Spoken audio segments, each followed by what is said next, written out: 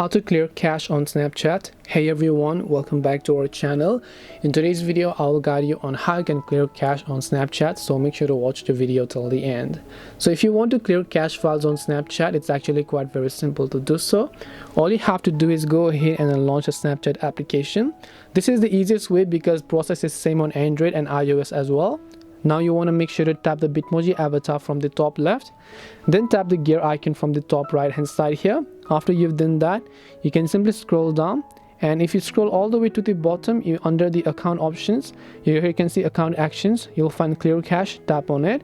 Now tap and continue. Now don't worry, clearing cache will not delete anything because cache files are only some of the junk files which are temporary that your app stores them for your app to run properly. Deleting the cache files will not harm you. In fact, it's going to make it run more smoother. Of course, it's not going to delete your stories or any of the drafts or filters that you've downloaded as well.